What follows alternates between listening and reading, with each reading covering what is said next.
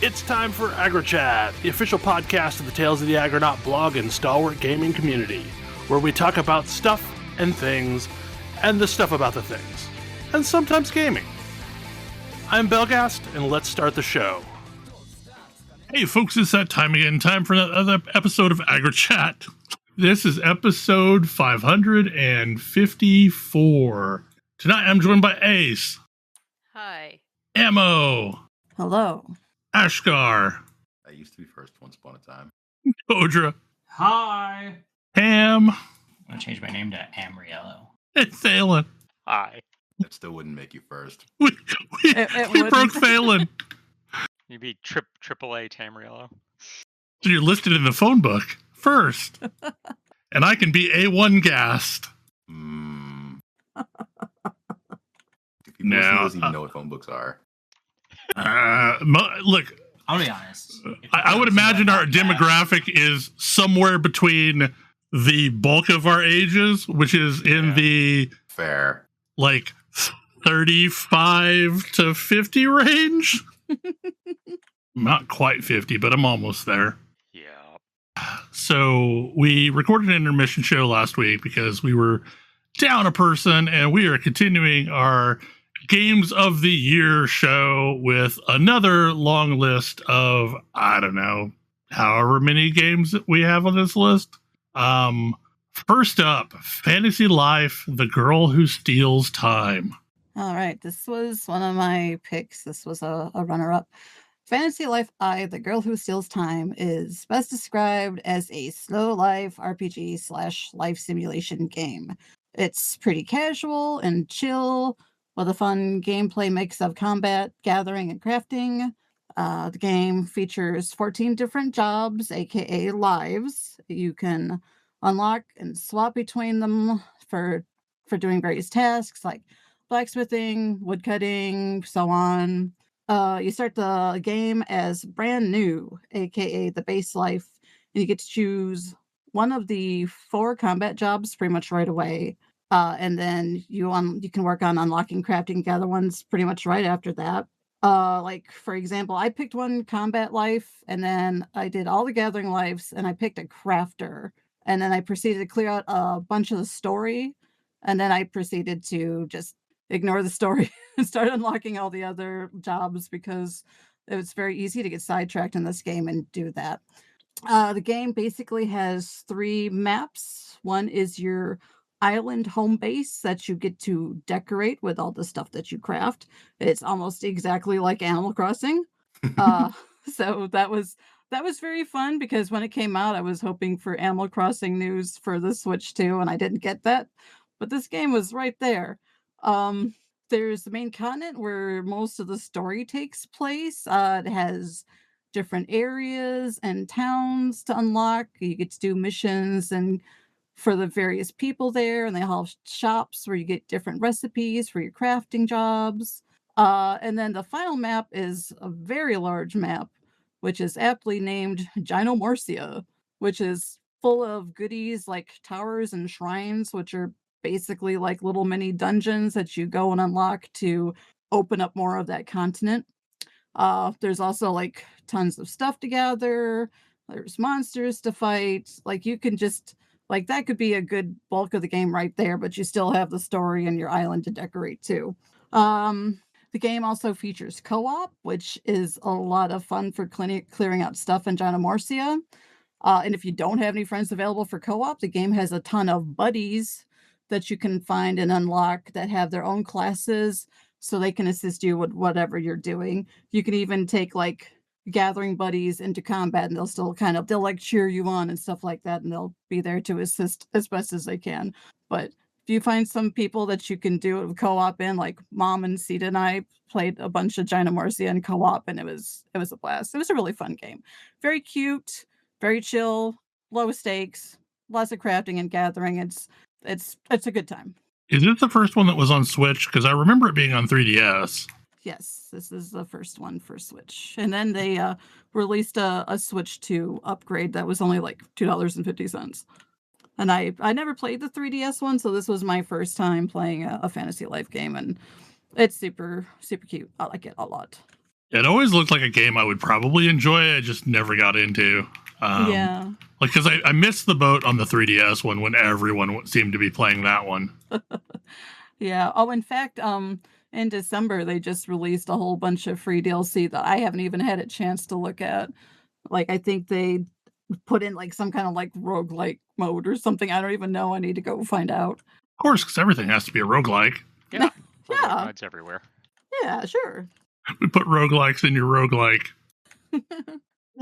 Next up, chess.com. I believe this is a Kodra pick. Yeah, this is a bit of a runner-up, but like this is the year I got really into playing chess online, and as a result, like put in a ton of hours on the chess.com website, which has a very nice it has a bunch of different features. Like you can do puzzles, you can play random matches, you can play bots, you can learn lessons. And chess has always been one of those games that felt like really intimidating because like I understand, oh, this is a game that you really need to study, and like the study aspect versus the playing the game really kind of made me nervous about it. Whereas what I get with chess.com is you kind of have a way to learn how to play chess through the process of playing chess. Because, like, it's just really easy to get a quick game in. Like, there are so many people playing, it's really easy to find anyone online who wants to play. And also because they have, like, the chess elo system built into this, it's usually going to be somebody roughly your skill level. Like once you level out from like the initial few games where they figure out where to slot you in. But I have been really enjoying playing chess, and it was sort of a game that I never was really able to figure out how to grip onto, and this has let me grip onto it. And one of the games like I know I want to learn now, but like also have that struggle of how do I get the grips on it is going to be Go. And I know Go is probably going to be a little bit more challenging just because a Go game is going to be every Go game is much longer than every chess game. And it currently doesn't have a similar interface to the chess.com site that really helps you learn concepts. So I've really appreciated this introduction to chess for me. I've also said it's always nice because you kind of have the ability to see what the world's best chess player thinks of every single move, because we've got algorithms that are better than chess at chess than any human, able to analyze each move and like sort of explain the concepts behind them. Next up, we got Guild Wars Reforged. I think the game that shocked all of us existing. Yeah, I did not expect this to exist, and I picked it as a runner-up. Guild Wars is, quite frankly, old. Guild Wars has been around for a long time. Came out in 2005, and there haven't been very many online games from that era that have stuck around in such a way. Like WoW is really the only other one. And Guild Wars Reforged is an attempt to sort of freshen up Guild Wars a bit, make it look a little prettier. Really importantly, add controller support. And this has been extremely interesting to see. There is still no other game like Guild Wars. Like Guild Wars is a fairly unique game for as far as online games go, and there haven't been any other attempts to make another one. Yes, I know Guild Wars 2 exists. Yep, and it's a completely different game. So seeing it come back around has been kind of fascinating. Honestly, get like a shocking amount of traction. Yeah. This game was never empty. Like, at no point that I've checked in the past, I first played this game in probably 2014-ish, maybe 2015, and it was already kind of old. But at no point has this game been empty, but now it is definitely crowded. There's only one other game from that era that's older than either Guild Wars or WoW that's still like chugging along in a very relevant way, and it's still weird. Are you thinking old school RuneScape? I'm thinking Eve. Oh, Oh, probably. yeah. I think old school RuneScape is not actually that old. The RuneScape Well- it's imitating is from what, 2007? Really? That's Yeah. that new? Like a lot of games have used the name RuneScape. Hmm 2001 is when RuneScape launched. Yes, but the version of RuneScape that old school RuneScape is the version from 2007. RuneScape 2, basically. Not to be confused with RuneScape 3. Which no one liked. Correct. Not being a RuneScape person, I just think of it as one continuum of patching. But yeah, very unique game. If you haven't played it, now's a great time to start. They made some changes very near the end of the year about making the original campaign tolerable, and they did a pretty good job with this. It's a little easier, but there might be more changes coming. We'll see. I know that they added a toggle that you could choose when creating a new character, but if you do that, you can't group with older characters. No, that's not true. You just only get the changes if you not group with older characters. Oh, at one point I thought I read something that said you actually couldn't group with characters that didn't have it. No, that's not true. Okay, good. You only get That seems like a problem.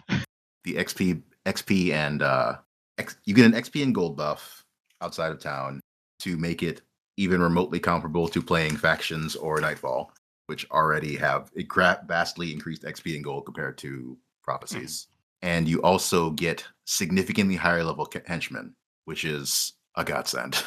Honestly. Yeah, that was Yeah, the big thing that sounded it would be a huge difference. Yeah. I've stalled out long enough that if I go back and when it's not an if, eventually I will go back.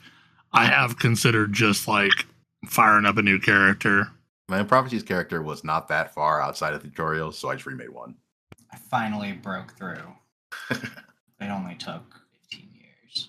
I have managed to play quite a bit of this as well on the Paragon, and have been having a good time. Unfortunately, been distracted by many other good games this year, but this was definitely one I played and enjoyed. Okay, next up we have Cauldron. This was one of my runners up, and this game felt like it came out of nowhere and entirely ate all of my free time for a little while. Cauldron is a little bit difficult to explain. It's an RPG, technically, but it's also a lot of mini games, and really it's a game for people who like skill trees. It's a lot of skill trees. If you called it Frog Fractions 2.5, I wouldn't tell you were wrong.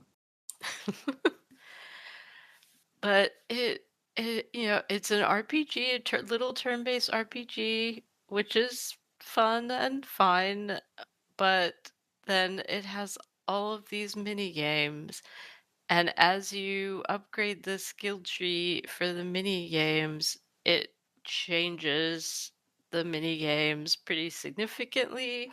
Yeah, my favorite is I think one of the very first ones is, an apple picking game where you have to catch apples in a basket on your head, and by the time you upgrade that game, it is a full-on bullet hell shooter.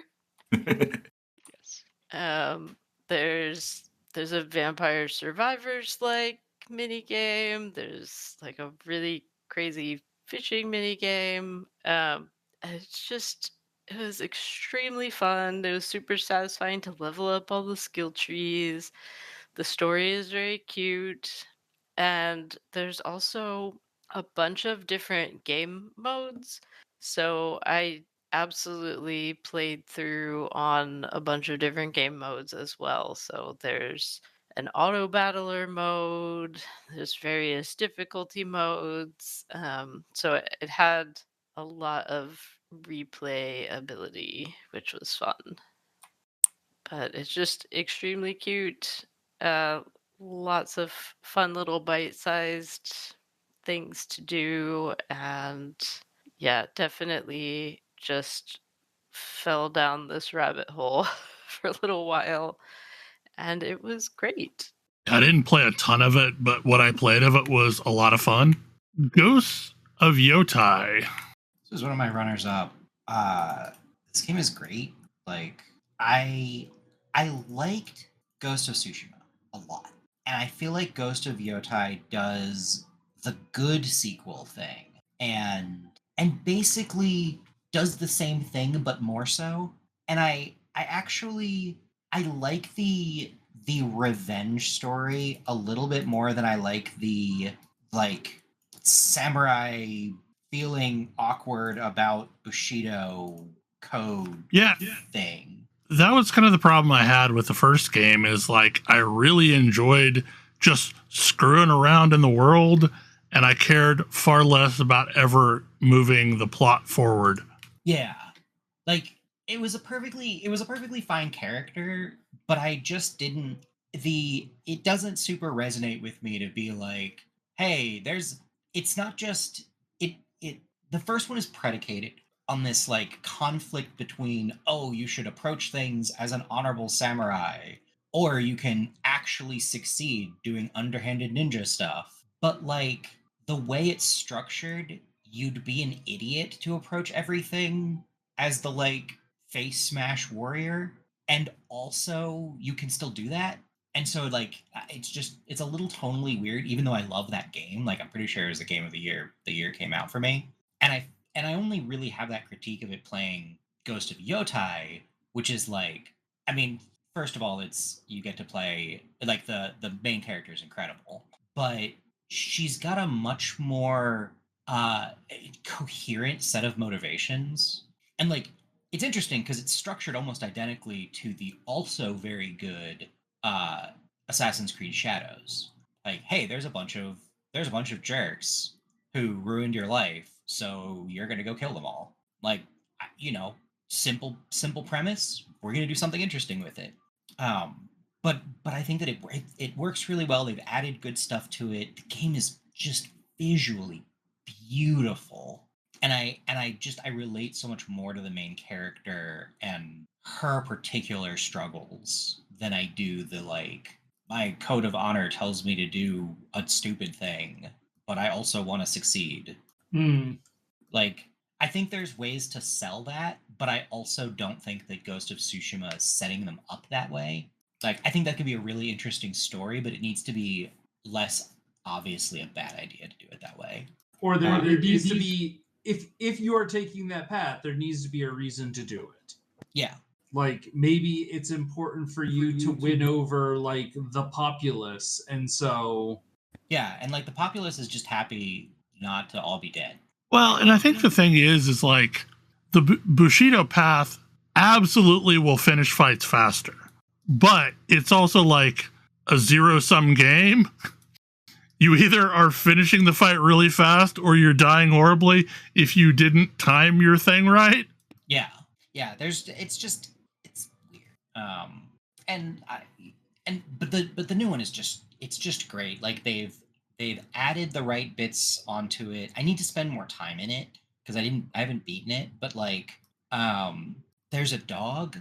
I'm still unclear on like what the dog is doing, but the dog is like a giant wolf. It's pretty cool. There's just so many. It continues to be a game that I love just walking around in because it's so beautiful. And I think that it's actually a little bit more beautiful than Ghost of Tsushima, because Ghost of Tsushima was really trying to emphasize that it was a war-torn place that you're like trying to liberate. And this is not that. This is like, in a lot of ways, a normal place where people live. And so it's got a much less oppressive feel to it. And I think that's good.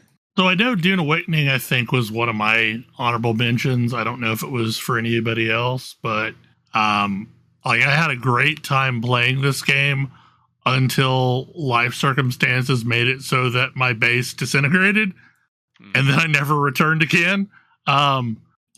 But there's also like, I don't know, like I feel like this would have been a better game if it had a proper PvE in game, and I realize that now exists more in case, or if you could like have custom server settings that were more lenient on base deterioration or something like that. I think it would be fun to go back to at some point, because I had a lot of fun early on, but it also didn't make it very far. That's how I feel That's how about Funcom it. games go.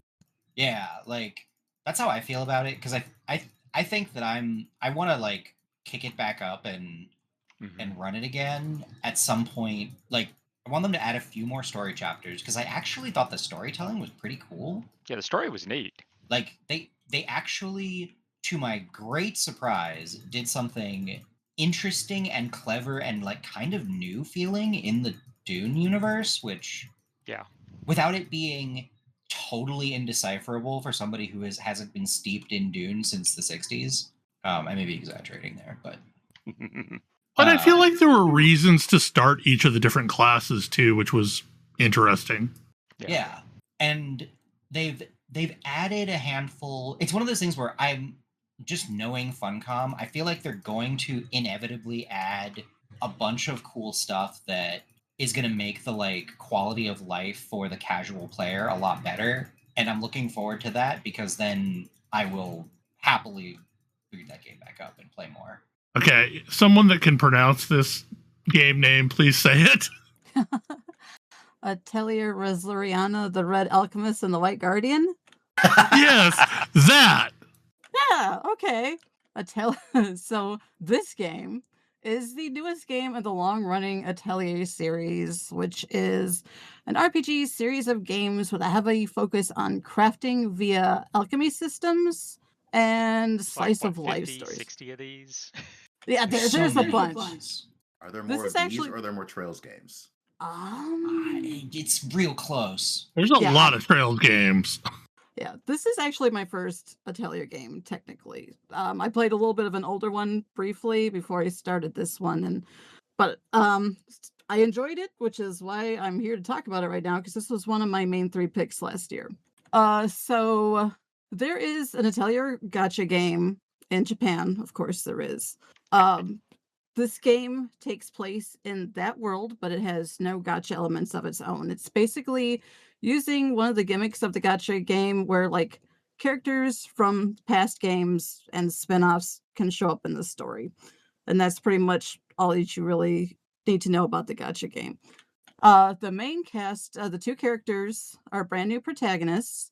They both come from the same hometown, and they return to their hometown 12 years after a mysterious red mist descended upon the town and monsters appeared, and eventually most of the populace disappeared. The town is being rebuilt by a few survivors and help from like the capital of the continent, and that's going pretty slowly. Eventually you get to open up your grandfather's old general store, which adds a little side shop management sim to the game, with tiered progression of leveling up the town. But of course, since it is an Atelier game, the main focus is gathering items in the open world and tossing them into a cauldron to make the alchemy happen. And as a game focused on crafting, you can make some pretty crazy stuff if you have a lot of experience with these type of games and know how to plan it out right away. But you can go at it pretty casually until you get to like a boss fight, and you have to go back and plan out your gear for a bit. But by the time I got to that point, I had like all my various tools unlocked, and I had a good grip of the system. So by then it was decently easier to plan out what I wanted for my team and upgrade all of my stuff. Combat itself is turn-based. You use all 6 of your main characters in battle via a back row and front row system, allowing you to move back row characters to the front active row and vice versa, which opens up various combos where you can set up weaknesses against monsters. You use bombs and other items that you create with your alchemy for assisting with these combos, and you mix and match elemental buffing and debuffing, because there is a light elemental system where enemies are weak to like fire and lightning, and you have characters who specialize in fire and lightning, and you want to be doing your big attacks with them. As far as I'm aware, the story is a bit more present in this game than most other Atelier games, but there's still a lot of interaction with the characters that it really kind of made me think of skits from the Tales of games, where you just get random cutscenes that flesh out the characters, but isn't something that's really immediately tied to what's going on in the story. It's just there for fun character development and just fleshing out those characters. Oh, like the side conversations in Bravely Default? Yes, exactly like that. Yes. The mystery was pretty engaging, and I enjoyed the characters. And even though there are a lot of characters from the older games, like you don't really need to know about knowing who they are, but I'm sure it's probably fun if you do have the experience. But it's just they're just kind of there to show up, and like a lot of the older characters, once you do a little quest for them, they're available to go and help gather different alchemy items that you'll need for synthesizing at one point, just like some rare materials. And they pretty much give you a little screen description of like this character is, from this game and this is what they're about. And it's fine. Don't really need to worry about that. This was definitely a game I didn't realize I needed in my life last year. I really enjoyed how chill the gameplay loop was, and I liked the anime RPG elements and characters. It was just super comfy to me. I'm a fan of games that allow you to do silly things with crafting systems, and if anything, it made me feel kind of silly for not trying an Atelier game sooner. I've always wanted to play one of these, and if this is a good starting point, then that may be an option at some point. Yeah, I would say. This is one of those series I've always been tempted to pick up and try, but yeah, no idea where to start. So yeah, maybe this one. Yeah, this have one, I mean, been- I wasn't too worried. I mean, I was able to kind of jump in and like without really knowing a lot of the history of Atelier at first. I mean, I went back and read about some of the past games, but yeah, no, it was fine for me. This game has a lot of, this series has a lot of sub-series, some of which are disconnected. This is So, true. Despite having a lot of games, there are a lot of reasonable first games. I've heard that like Atelier Sophie is a really good starting point too. In fact, Sophie is one of your main 6 party members. One of the other party members is a character from the Monokimia spin-off series. So yeah, you really don't need to know the whole history of the Atelier games to enjoy it. At least I didn't think it was a problem. So I definitely recommend it if you are interested in this series and not sure where to start. It seemed like a perfectly fine place to jump in and give it a try. Deltarune Chapters 3 and 4. So this made my actual list, in which Toby Fox finally asked us to pay for the game that he's making. In return, we got 2 more chapters that were amazing. For anyone unaware, Deltarune is the follow-up to Undertale, using some similar characters, some of the same characters, but in a definitely alternate universe, and telling a different kind of story with some of these characters. The main characters are not from Undertale. They are unique to this game, although the main protagonist is the son of Toriel, who is from Undertale. And may look quite a lot like the main character in ways from Undertale. In certain ways, yes. But you end up going on adventures in an alternate world, like additional alternate world. And it is difficult to describe what goes on in chapters 3 and 4 without spoilers for earlier in the game. But the music and all of the writing and music is excellent. Definitely threw some curveballs in there in several different ways.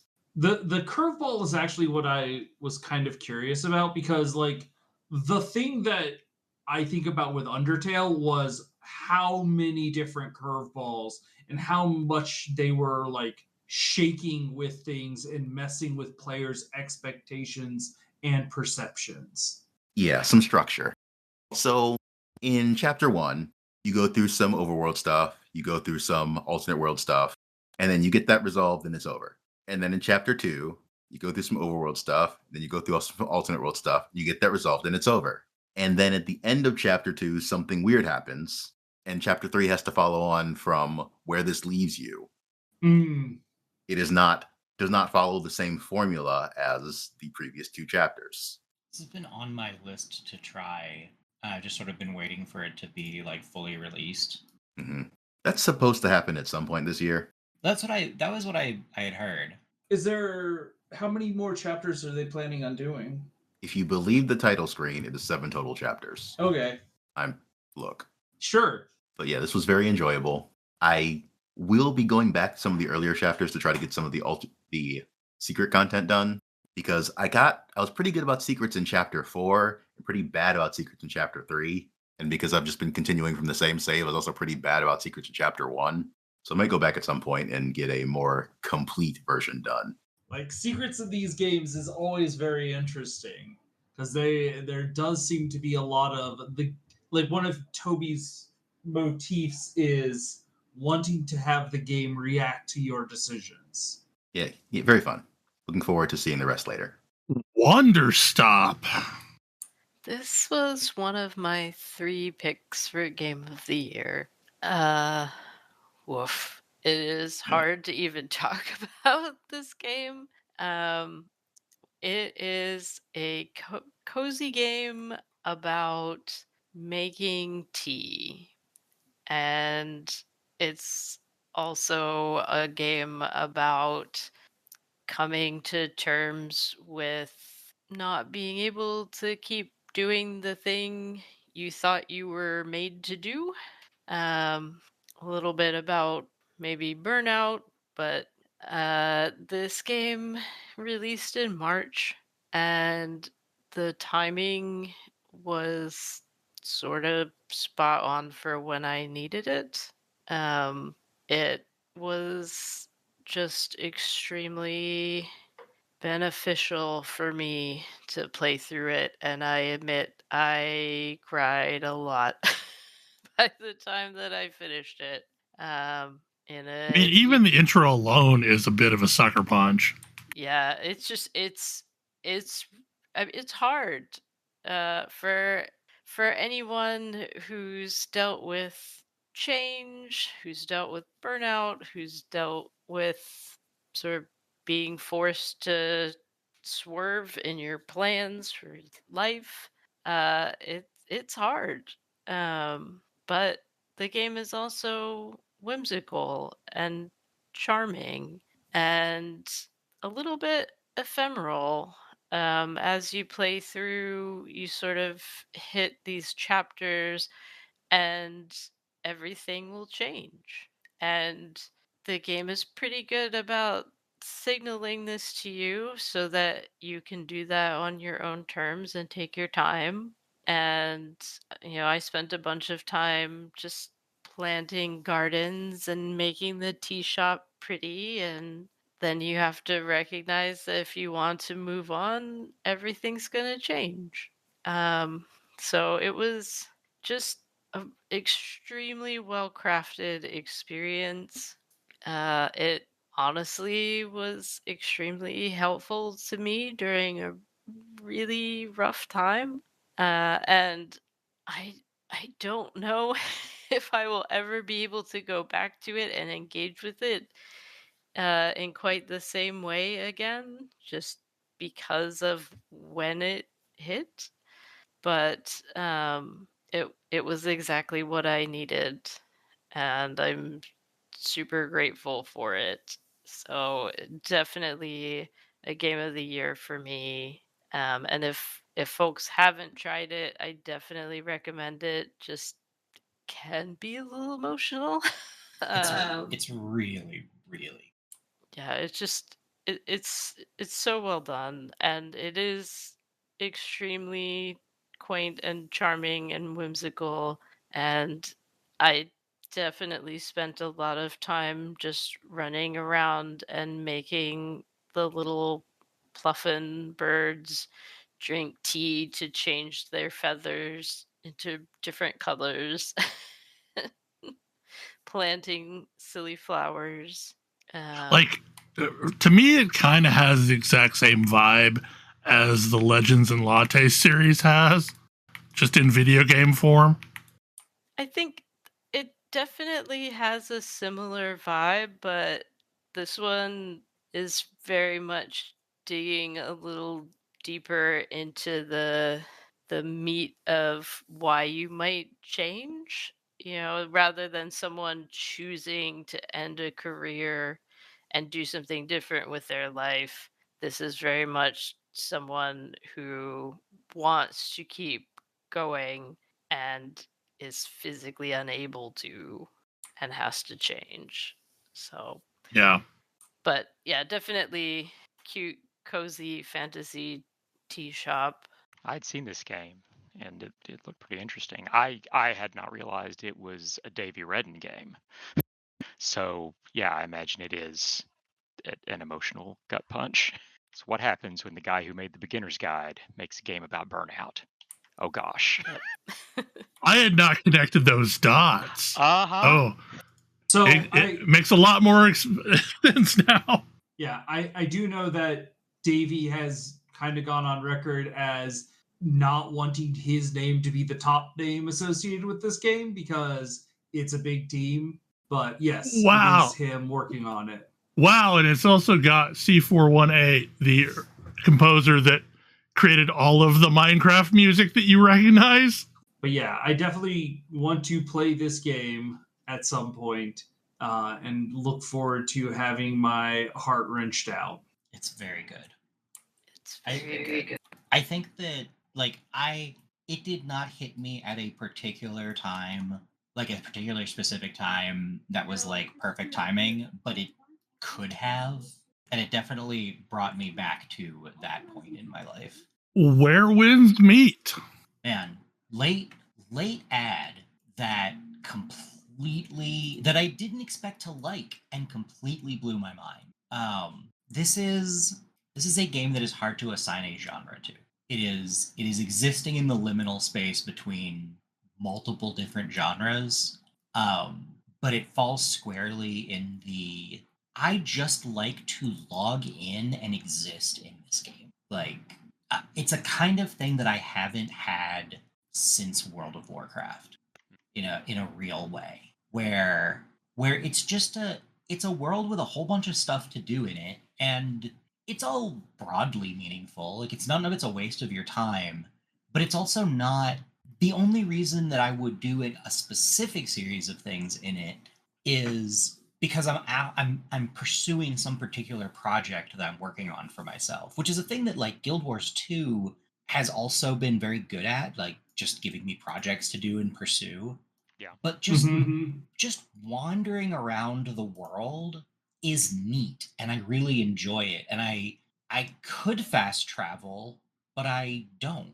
I don't need to. I don't want to, because just traversing the world is interesting.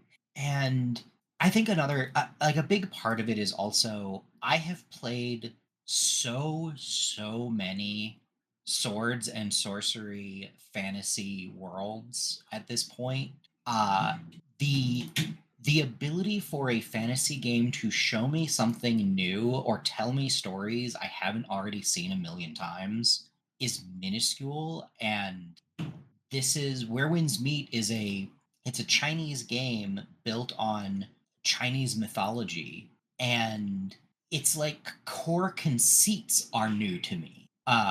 Just like the structure of them and the way they weave it into the world is interesting, and the supernatural things are interesting, and the ways in which people interact with them and think about them, and it all feels new, and it all feels interesting.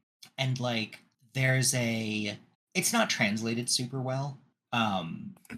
It's translated it ranges from bad to decent. I don't think there's anywhere where I was like, oh, this is like a really brilliant, this is a really brilliant translation. But also it tells a series of stories that I think are incredibly well delivered, even through poor translation. And like I recognize that I'm more forgiving for a variety of reasons, just like who I am and the games I grew up playing. Like, I'm a lot more forgiving for poor translation, but even through that, some of the coolest stories I've seen have come out of this game, and especially the coolest like side content. Just like, oh, this is an interesting series of things that have happened.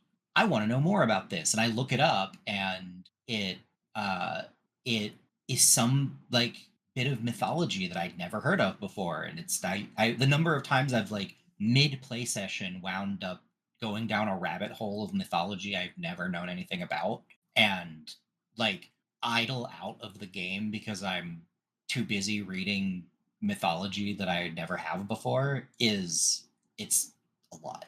And I really enjoy it.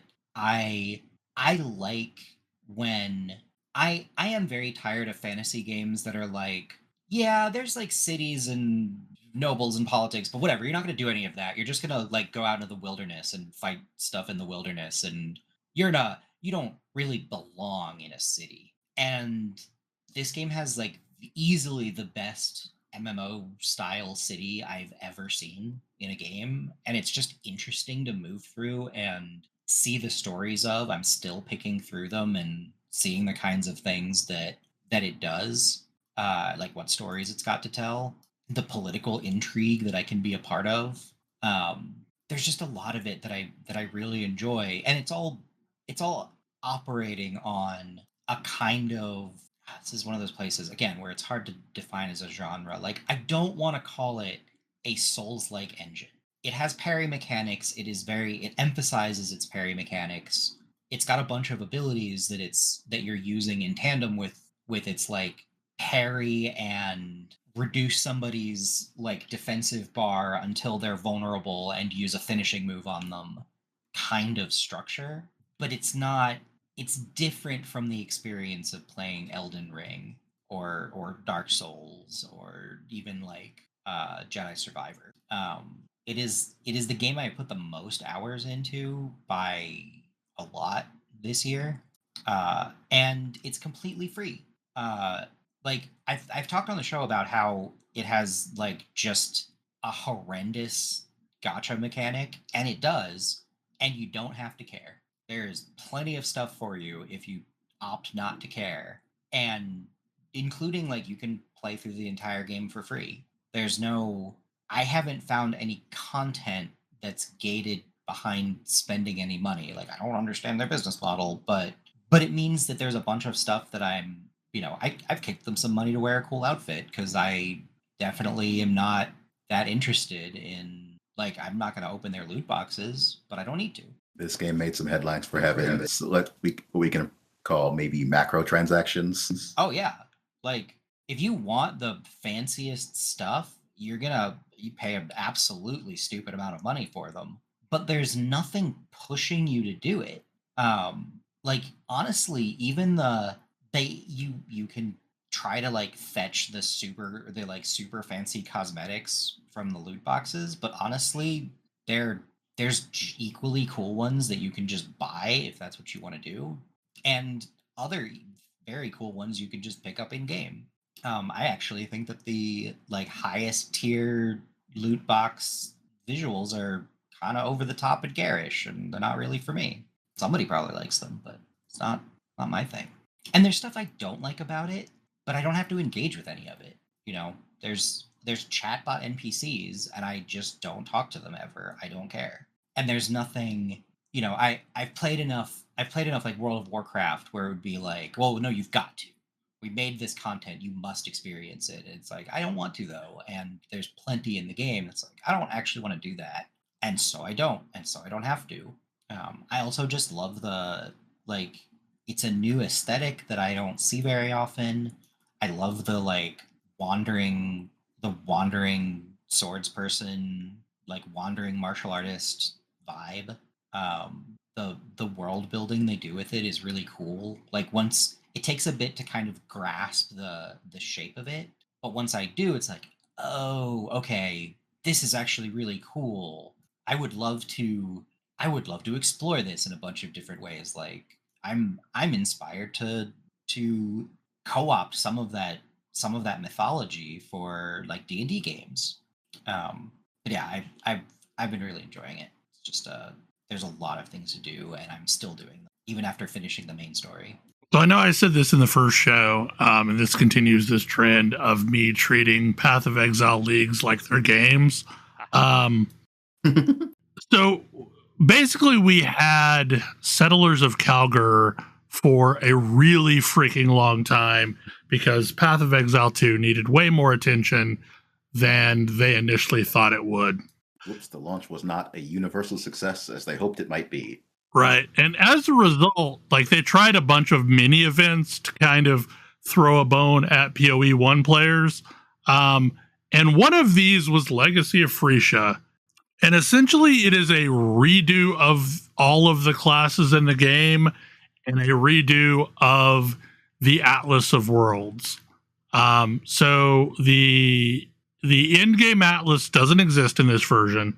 And instead you have a bunch of idols, which makes it a little bit harder to get started, but you can really, really, really hyper-focus on one mechanic if you really want to levels that you can't in any other version of the game. Also, all 19 new classes are wildly different, and they lean into completely different play styles and enable some builds that can't exist outside of this model. And honestly, me talking about it is kind of timely because they're rerunning the event on the 29th, but with Keepers of the Flame as the base instead of Standard as the base. And that means you'll have access to all 19 of the new ascendancies, but also however many bloodline ascendancies they added in Keepers of the Flame, and can mix and match like abilities from both of them. So it's going to be interesting. Is it the same classes from the original Freakshow League? Yeah, same classes. So, Surfcaster and Scavenger instead of Scion, and it's the same classes. I think they may be tweaking some of them. We haven't seen what tweaks that they're doing to them, because there were a couple of them that were just like universally way more popular than the others. Scavenger, for example, was really powerful because basically its thing is instead of stealing abilities from different classes, it steals abilities from different uniques. So you can get just the effect of a Cloak of Flames without wearing a Cloak of Flames. There's a bunch of things on that one that were really interesting. There are a bunch of there's this one that basically gives you, I think, Nimbus at home, and also you're blinding everyone, but you're also blind. So there's a bunch of weird effects that are happening. But it's going to be interesting. I'm probably going to be playing it on the 29th and seeing what I can build. I have no idea what I'm going to go for. Probably not RF. I may try some sort of a trapper or miner. I don't know. RF Scavenger worked great, except for it really wanted a Mage Blood. So it was a pain in the ass to get a Mage Blood in that league. Yeah, this is not. But I got it. I got it. I had a 90 all res Scavenger, which was a challenge, and it also had a Mage Blood. But yeah, it's really interesting because it completely changes the way that the game plays. And one of the hardest things last time was trying to trade for idols. And this time around with the currency, or not the currency exchange, but the market system, it should be super easy to buy exactly the idol you want. And, have it be something that you can just go to the vendor and buy off of them instead of having to, connect to a real world player and trade them in person. Is the vendor system the same as the one in PoE 2? Yeah, same. Okay. There's specific tabs that you it's a separate type of tab, but once you have them, you basically just list items, and then your little vendor, your NPC at the hideout sells it for you. I have to say, having PoE 2 and being able to interact with a sane trading system has also really increased my enjoyment of PoE 2. Yeah, it's infinitely better now that you can do currency exchange for anything that doesn't have a specific role, or market for anything that has unique roles. Yeah, like it's massive. And also, like, there's some really powerful Foulborn uniques. And there's also the graft system that they added in with this league. So, like, it's going to be wild playing Freesia with all of this stuff. But basically, the concept of Freesia is what I put as one of my games of the year, because, like, it was a lot of fun to play this game in a drastically different way. With just 19 different classes. 19 different classes, yeah. Were the passive trees also changed, or was that still all the same? Passive tree's the same. And you can still Forbidden Flame, Forbidden Flesh to get some of the old abilities from your classes. So, like, there were ways to work around it if there was something that you just absolutely wanted from a previous Ascendancy. But, you know, in the spirit of the event, most people just played with the new stuff. Lit Fiction. So I put this one on here. It's one of my games of the year, and I got to play this early in the year with Tam. Split Fiction is a co-op only game made by the people who made It Takes Two and I think some Prison Break game, which I don't remember the name of. And before that, Brothers of Tale of Two Sons. Oh, and before that, Brothers of Tale of Two Sons. I always forget that one because it is a two-player game. It's not a co-op game. Yes. It is a two-player game where you play it entirely by yourself. It's I mean, also brilliant. I've heard all of their games are good. I just haven't been enthusiastic about playing a Prison Break game. This was also on my runners-up list. It was. And this game was like this team is so good at coming up with really impressive like set pieces for two players to like be working together, like talking on comms, and like trying to like suss out the puzzle while also doing like adventure platforming. And the big innovation of this one over It Takes Two was telling a story I liked. Yes. Oh boy. Yes. And this is, I mean, It Takes Two is always going to be a touchy subject because it's really kind of about relationships. And the way they presented relationships in that game was not to my taste necessarily. This is a game about writers dealing with basically the concept of generative AI in a sci-fi setting. And the idea is that this tech company is trying to get these writers together so that they can basically steal their stories from their brain and put them into the machine that is going to create all stories from here on forward. This has been a common topic this year. Toho 20 is also basically about generative AI. And the idea is that you have two authors. One is telling a story about a sci-fi story, and the other is like a gritty, super serious sci-fi, and the other is like whimsical fairies fantasy author.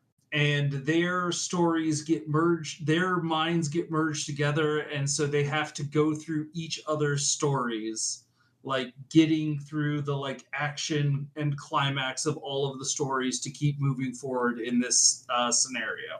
And it does a really good job at making me empathize with these characters and understand their differences and really root for them and really root against the egomaniac on the outside who is rapidly like losing his mind as everything falls apart. Yeah, it's the set pieces they make are incredible. And it's not all, they're all in service to the story that they're telling. And I think it's really, really cool because it's like they could just be showing off, and they are. But it's not the only thing. The other interesting thing about this is how the co-op works is you always see both, even if you are not like couch co-op, you always see the vantage point of the other player on your screen. Yeah. Which is, and you're not always doing the same things. and that's kind of the important thing is like I always get to see what you're doing and what I'm doing because sometimes like I am I remember there was one fight where it's like I'm on the outside like dodging enemies like attacking me while you've gone inside of the computer and are trying to like insert the virus into the AI so that it leaves us alone or defeats it. And so like I'm in this survival mode while I'm seeing you actually like trying to get us to damage the boss to move on to the next phase. Yeah, like I don't feel like I missed anything just from like the one side I saw. It wasn't like, oh, I don't have context. But it was still cool, like, oh, we're doing different things but working together. I can't think of any other game that does it this well. Yeah. This was I don't know of a ton of other people doing these types of co-op experiences quite like this, and I'm really glad that they keep making these games. And I like this one was definitely like stuck out in my head as very early on something I would keep in my mind for Game of the Year. Hades 2.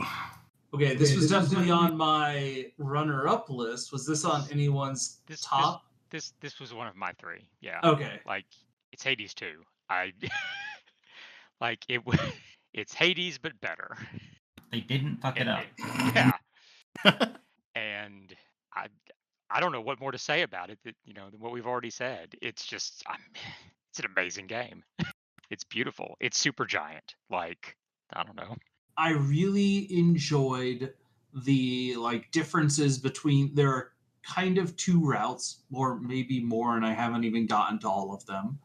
But there's at least 2 routes, and I really enjoy the differences in those 2 routes, and also kind of like the differences in the way the story would get told based on the routes you were picking. Yeah, the up versus the down. Yep. And the game did a very good job of, directing you back and forth between the two by, what you needed next to, create various things. And yeah, and similar to the original Hades, but more so, like there's those, little bits of story from interacting with various NPCs, interacting with the gods when you got blessings from them, and just more and more building out on, what exactly is really going on and how it all fits together and how this is all going to turn out. I love the way that the initial story ends and then transitions into the effectively endless mode and then the continued story once you're into that, because I was very curious based on because the initial premise is you are the daughter of Hades in exile because the Titan Kronos came back and imprisoned all the rest of your family and took over Hades, and you were on a mission to destroy him and save your family. Which, okay, but once you've beaten the game and destroyed him, like, how do we go into endless mode? And, well, they figured out exactly how that should work, and it's great. Mm-hmm. I think the big thing for me is I liked the default state of combat that you begin this game with better than the default state of combat that you had in the previous game. Yeah, the base combat before you've gotten any new weapons, before you've gotten any upgrades or anything, is so much better than the Hades 1 base. Yeah, I also felt like I wasn't necessarily. Maybe if I got to higher difficulties, I would, but I never felt like I was fishing for a good build in order to be able to get through. Yeah. Once I got to the point where I was pretty reliably like clearing to the top or bottom, like I was pretty reliably clearing with whatever I got presented to me. Yeah. That was the 2 things that really stood out to me, and I put a lot of time in this game. Wow, 280 hours. Oh, okay. Some of that was pre-launch. A lot of it was pre-launch. But like the baseline, like this is your baseline moveset being good helped. And it's true of like every weapon. Like the baseline, your baseline abilities on pretty much every weapon are totally functional.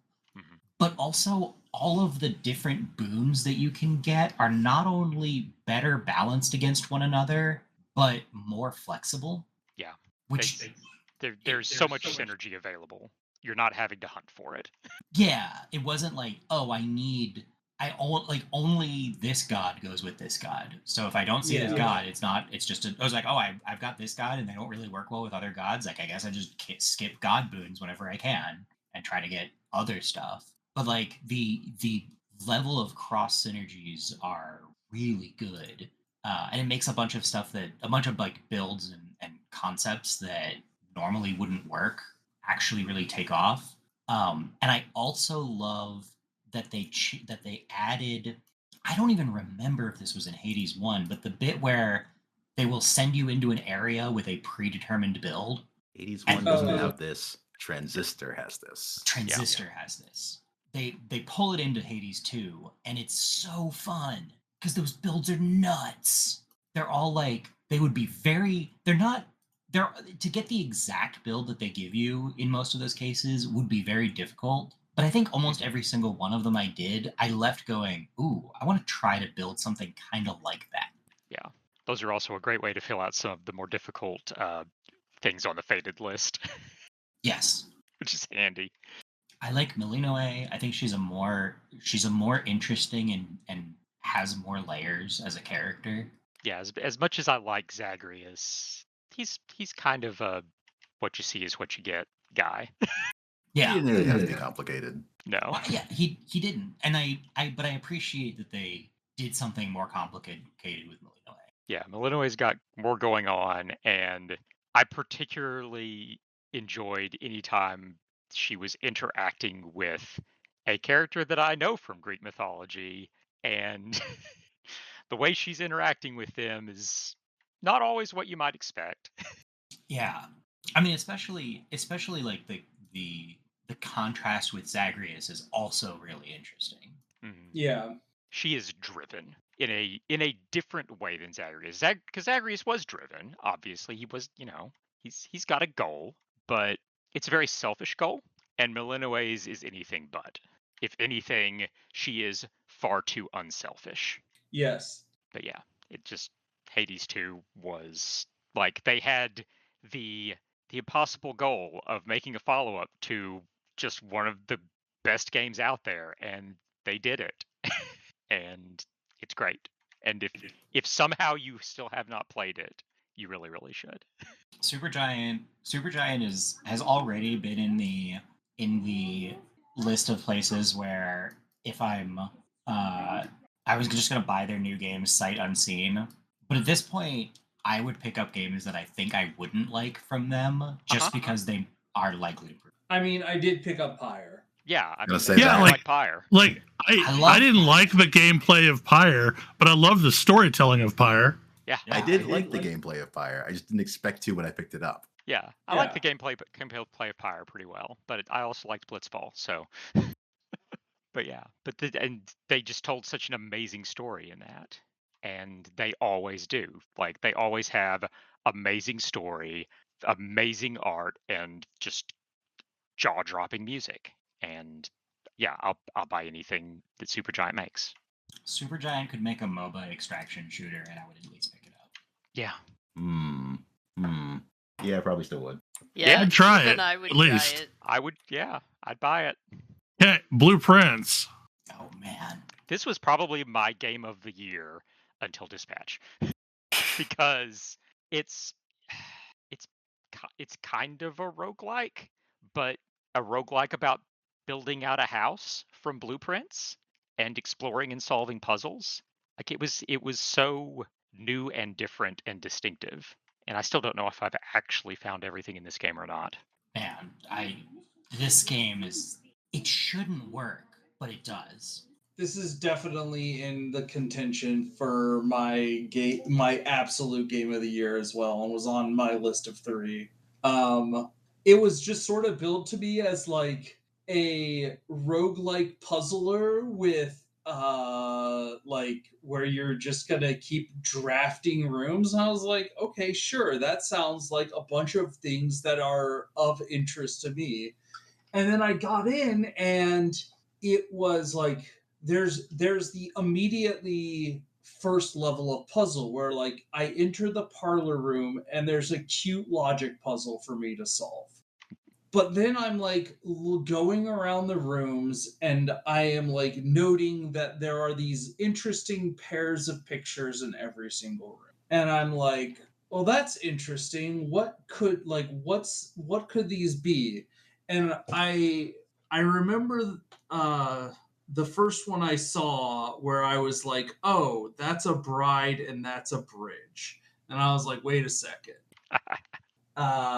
And like, oh, there's a meta puzzle on top of this, and there are so many meta puzzles on top of this. And there's chess pieces in most of the rooms, and what are those? There are chess pieces in most of the rooms. What do those have to mean something too?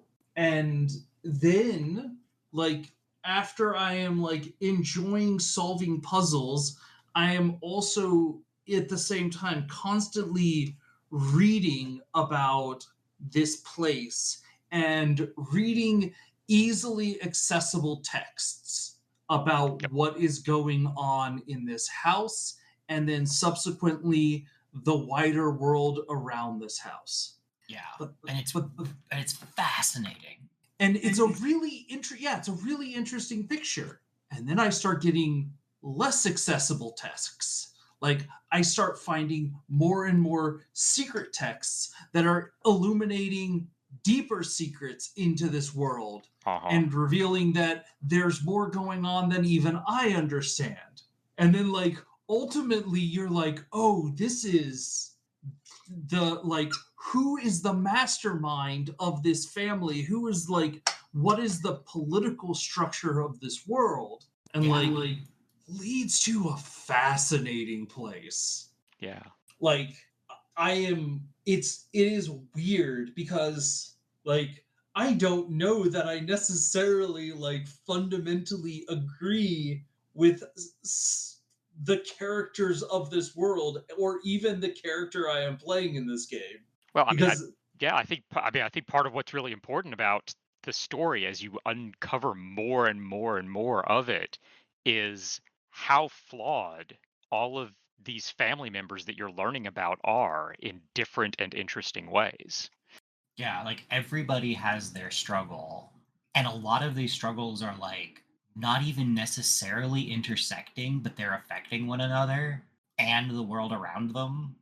I want to read novels about people set in this world. Yes. Yeah, I want more set in this world. Like stories, games. I don't know, but I want to learn more about it. This was the other game that I left with, like, I have so many ideas to like run games in this setting. And you wouldn't think that would come out of a puzzle game. Out of a puzzle game set entirely within a house. Yeah. Like, you never actually directly experience the broader world. You are only ever within the grounds of this estate, but you learn so much. And you create so many problems for yourself and everyone. Yeah. Yes, by the end of it, you are quite the problem. Okay, we're down to the last game on the list. Silk Song. Game have we not yet talked about this year? There's just one. Yeah, just one left. Only one. That elephant in the room. Hey, it exists. It's real. So sequels are hard. Like sequels are really hard. We just talked about that with Hades 2. Uh-huh. And yet, two companies had this job and both pulled it off. I feel like that's almost underselling it a little bit in my mind. Because I really loved Hades 2. Hades 2 very much felt like it was building on top of, but not really. It did not feel like it necessarily pushed itself that far away from Hades 1. Whereas in my mind, like the thing I guess I wasn't really expecting in Silksong was how crisp and clear of a story it was going to tell me and how much it was going to affect me. Yes. The jump from a voiceless protagonist to a voiced protagonist is not a small thing. And it's huge for that game. And that's the thing, is like so many games in this style kind of rest on the ambiguity in their storytelling. Like for some people that is the attraction to these games. And to have a game so very clearly be like, but what if we put in a character who has very strong feelings and very strong ideas about and is willing to tell everyone about them is really interesting. Yeah. Like it's not leaving you in the dark about things that are going on. So to start off, like this is even from the start, like you spend the first few hours coming to realize that you are playing a game as Hornet. If you know how to play Hollow Knight as the Knight exceptionally well, you might spend the first couple of hours really struggling because you now need to learn how Hornet moves. And Hornet moves and acts and attacks very differently than the Knight. Yeah. Silksong is to Hollow Knight as like Sekiro is to Souls. Like it's just a very different mindset. And I wound up liking it a whole lot more because it suits my playstyle a lot better. I think they made a bunch of quality of life changes that kept me from bouncing off of it the way I did with Hollow Knight, honestly. And oh man, it was great. There's a very good video I recommend folks check out it once you've played Silksong, which is by Jacob Geller on basically on Silksong's story and like how it tracks to biblical apocalypses. But there's a line from that which kind of sticks, which is how this game is about the themes of both religion and faith, and how religion can be used to coerce people, and how like ultimately maintaining faith not in a religion but in each other is the correct answer to like catastrophe. And especially towards the end of the game, the way that theme reinforces, and the way like you are dealing with people who are like seeing the end of the world and giving into nihilism, and the way you are standing forward and like pushing back and telling people that they need to maintain the faith really was really inspiring. And one of the decisions I find interesting is, of all of the endings we've seen to Hollow Knight games, this one actually has a good ending. Yeah. Which was not true in Hollow Knight. Like you can say there were true endings, but the true endings were pretty catastrophic. Like you, the character, was dead at the end of it. Hollow Knight has a selection of differently bad endings. Yeah. Yes. Getting the good ending, a unambiguously good ending in this game felt like the reward for the endurance of playing through the rest of that game. Because this game is hard, but it is also worth it. I do appreciate some of my favorite stories. Like there are so many great moments in this game where they are playing with the conventions of specifically me, someone who's played a lot of Metroidvanias. Because like the moment where I enter a space that so very clearly from my history as a Metroidvania player seems to be telling me turn around and come back here later, when the actual answer is no, there's nothing that's going to help you here. You have to deal with this actually. Yeah, there's I don't think it always lands when it plays with your expectations, but it sure does land. And I appreciate them trying different things. Like it isn't just more Hollow Knight. I think it's better for it. Yes. Well, that was the Games of the Year show. A second part of the Games of the Year show. It was a big year. It was certainly a year. It was certainly a year. I mean, I say it was a big year, but we always have this many games on these lists, so It's kind of true. There Was not a lot of overlap this year, is the thing. right, was- yeah. Yeah. There was not a lot of overlap. There was also not a lot of games not from specifically this year.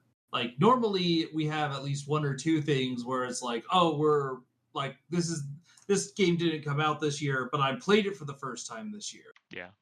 Yeah, I remember doing that with Death Stranding when it came out on PC. I've done it a few times. Yeah, that's a game Like, I may talk about Ghost of Yotei at a future date when they release it on PC. Well, hopefully you have enjoyed the show and multiple episodes of this show. Hopefully you will be back next year when we do the next one of these. Any final thoughts anybody has? Yay, video games. Yay, video game. Games are good. Hopefully we will see you all next week. Good night. Good night. Good night. Good night. Good night. See you.